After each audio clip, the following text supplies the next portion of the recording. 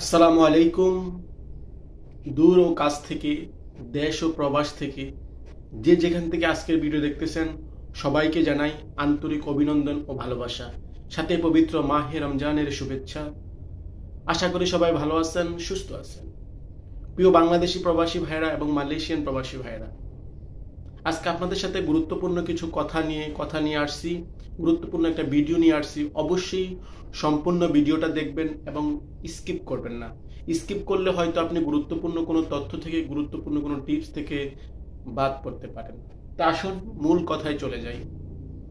কথাটা হচ্ছে, আপনারা জানেন বর্তমান মালয়েশিয়া শ্রম বাজারে বাংলাদেশিদের জন্য একটা মাত্র কলিং সেক্টর খোলা আছে, ওপেন আছে, সেটা হচ্ছে প্লান্টেশন সেক্টর। আর এই প্লান্টেশন সেক্টরের সময়সীমা কিন্তু অলমোস্ট প্রায় শেষ প্রান্তে চলে আসছে। বর্তমানে রানিং মাস মার্চ মাস, আর এই মার্চ মাসের 31শে মার্চে লাস্ট কলিং ভিসা শেষ তারিখ। তো এই কলিং বিষয় কিন্তু আমরা বিগত দিনেও কয়েকটা ভিডিও তৈরি করেছি, আপনাদেরকে জানিয়েছি কলিং এর বিস্তারিত বিষয়, আপনারা অবগত আছেন। তারপরও আজকে এই ভিডিওটা কেন তৈরি করা অবশ্যই আপনারা বুঝতে পারবেন। আপনারা জানেন যে প্লান্টেশন সেক্টরে যে কলিং ভিসা, এটা কিন্তু 2024 সালের নভেম্বর মাসের 5 তারিখে ওপেন হয়। তার পরবর্তীতে 31শে ডিসেম্বর একটা ডেট ছিল বন্ধ হওয়ার, সেখানে আবার মালয়েশিয়া ইমিগ্রেশন আবার এই সময়টাকে বৃদ্ধি করে 31শে মার্চ করা হয়েছে। 31শে মার্চের মধ্যেও কিন্তু আমরা দেখতে পাচ্ছি বর্তমানে বাংলাদেশ থেকে অনেক প্রবাসী, অনেক প্লান্টেশন সেক্টরের কর্মী কিন্তু মালয়েশিয়াতে ঢুকতে পারে নাই। কেন ঢুকতে পারে নাই, কি কারণে ঢুকতে পারে নাই, সমস্যা কোথায়, এই বিষয়গুলো আমরা কিন্তু বারবারই আপনাদের সাথে শেয়ার করেছি। তারপরও একই ভিডিও আবার বারবার আপনাদের সাথে শেয়ার করতেছি। কেন করতেছি আপনারা অবশ্যই বুঝবেন।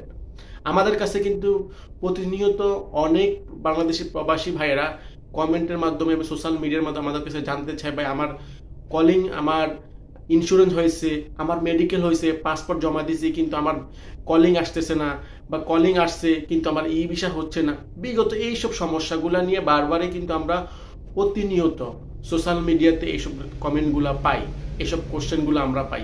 আসলে এখানে সমস্যা কোথায়, এই কলিং এর সমস্যা কোথায়, কেন মালয়েশিয়া অলমোস্ট সময় বৃদ্ধি করেছে কিন্তু আমাদের ধীরগতি কেন, আমাদের কর্মীরা কেন মালয়েশিয়াতে আসতে পারতেছে না? মূল কথা হচ্ছে যে আসলেই আমাদের বর্তমানে মালয়েশিয়া অবস্থিত বাংলাদেশ হাই কমিশন, তাদেরও কিছু কাজ কাম আছে। তারাও এখান থেকে আপনার এইগুলা যাচাই বাছাই করে অ্যাপ্রুভেল দেওয়ার পরে কোন কোম্পানি অ্যাপ্রুভেল আসতে পারবে, তারপরে আমাদের কর্মী আসবে। কিন্তু এখানে যদি এই 31শে মার্চের মধ্যে যদি আমাদের বাংলাদেশ থেকে প্লান্টেশন সেক্টরের কলিং বিষয়ে লোক যদি না আসতে পারে, তাহলে কিন্তু সেই 18,000 শ্রমিকের মতোই কিন্তু আমি দেখতেছি ভবিষ্যৎ 18,000 শ্রমিকের মতোই হয়ে যাবে। কারণ কি, মালয়েশিয়া একে একে দুইবার সময় বৃদ্ধি করার পরও কিন্তু আমরা আমাদের শ্রমিক আমরা মালয়েশিয়াতে পৌঁছাতে পারি না। এটার ব্যর্থতাটা হচ্ছে আমাদের, এই ব্যর্থতাটা আমাদেরই সম্পূর্ণ। কারণ এখানে ধীরগতি আছে, অ্যাটাচমেন্টের আমাদের হাই কমিশন থেকে অ্যাটাচমেন্ট নিতে হয়, কোম্পানিগুলো অ্যাটাচমেন্ট নিতে হয়। অ্যাটাচমেন্ট দেওয়ার পরে আপনার এটা বাংলাদেশে যাবে, বাংলাদেশে যাওয়ার পরে কোন কোম্পানি কতটা কলিং পেয়েছে, ওইসব কোম্পানিগুলা তাদের তাদের তাদের লোকগুলা মেডিকেল ইন্স্যুরেন্স সম্পূর্ণ কমপ্লিট করে, একটা প্যাকেজকে কমপ্লিট করার পর কিন্তু সে তার শ্রমিকরে মালয়েশিয়াতে পাঠাতে পারবে।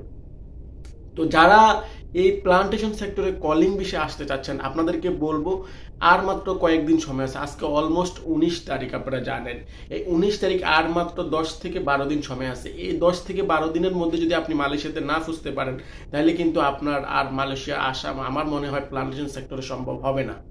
তো যারা যারা এই প্লান্টেশন সেক্টরে কলিং বিষয়ে মালয়েশিয়া আসার জন্য আপনি যেসব এজেন্সিদেরকে বা যেসব ব্রোকারদেরকে আপনি আপনার পাসপোর্ট জমা দিয়েছেন, অথবা মেডিকেল কোর্স পাসপোর্ট জমা দিয়েছেন, মেডিকেল করছেন, অনেকে আবার টাকা পয়সাও লেনদেন করছেন, যারা যারা বর্তমানে এই সমস্যার মধ্যে আছেন, আমি আপনাদেরকে বারবারই একটা কথা বলি, সবসময় বলি যে জেনে বুঝে শুনে তারপরে আসার চেষ্টা করুন মালয়েশিয়াতে।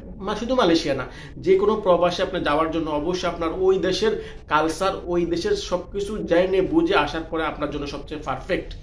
তো যারা জমা দিয়েছেন পাসপোর্ট এবং টাকা পয়সা মেডিকেল কোর্সে জমা দিয়েছেন, অবশ্যই আমি আপনাদেরকে বলবো দ্রুত আপনি ওনাদের সাথে, ওই এজেন্সির সাথে, ওই ব্রোকারদের সাথে কথা বলুন। কথা বলে চূড়ান্ত সিদ্ধান্ত নিন। এখনো কিন্তু আর মাত্র 11 দিন সময় আছে। 11 দিনের মধ্যে কিন্তু আপনি মালয়েশিয়াতে আসতে হবে। আর যদি 11 দিনের মধ্যে আপনি মালয়েশিয়াতে না আসতে পারেন, তাহলে কিন্তু আপনি আর প্লান্টেশন সেক্টরে কলিং বিষয়ে মালয়েশিয়া আসতে পারবেন না। পরবর্তীতে কিন্তু সেই 18,000 শ্রমিকের সাথে আপনি কিন্তু প্রবাসী কল্যাণ মন্ত্রণালয়ের সামনে যে আন্দোলন করতে হবে। আমি আপনাদেরকে এই কথাটা বলে দিলাম। তো প্রিয় মালয়েশিয়ান প্রবাসী ও বাংলাদেশি ভাইরা, প্লান্টেশন সেক্টরে আর মাত্র 11 দিন থেকে 12 দিন সময় আছে। 31শে মার্চ, আজকে 19 তারিখ, হয়তো 12 দিন সময় আছে। এই 12 দিন সময়ের মধ্যে কিন্তু আপনি সম্পূর্ণ সেপারেট করে আপনি মালয়েশিয়াতে আসতে হবে। এরপরে আমাদের সাথে অনেকে কিন্তু কমেন্ট করেছেন। আজকে আসলে কমেন্টের উত্তর দেওয়া আমার হাতে সময় নেই, এই জন্য আজকে এই উত্তরগুলো দিলাম না। অবশ্যই আমি আগামী কোনো ভিডিওতে আপনাদের এই কলিং বিষয়ে যে উত্তরগুলো আপনারা আমাকে প্রশ্নগুলো দিয়েছেন, আমি এটার উত্তর দেওয়ার চেষ্টা করব। এই পর্যন্ত ভালো থাকবেন এবং সুস্থ থাকবেন। আবারও নতুন কোনো ভিডিও নিয়ে আমরা আপনাদের সামনে হাজির হব। এই পর্যন্ত সুস্থ থাকুন, ভালো থাকুন। প্রবাস খুঁটিনাটি ফেসবুক পেজ ও ইউটিউব চ্যানেলের সাথে যারা প্রবাস খুঁটিনাটি Facebook page YouTube channel subscribe করছেন, তাদেরকে আন্তরিকভাবে অভিনন্দন ও ভালোবাসা। আর যারা এখনো সাবস্ক্রাইব করেন নাই, অবশ্যই অতি দ্রুত সাবস্ক্রাইব করে রাখবেন এবং বেল আইকন ক্লিক করে রাখবেন, নতুন কোনো আপডেট তথ্য দিলে যেন আপনার কাছে চলে যায়। এই পর্যন্ত ভালো থাকবেন, সুস্থ থাকবেন। আসসালামু আলাইকুম ওয়া রাহমাতুল্লাহি ওয়া বারাকাতুহু।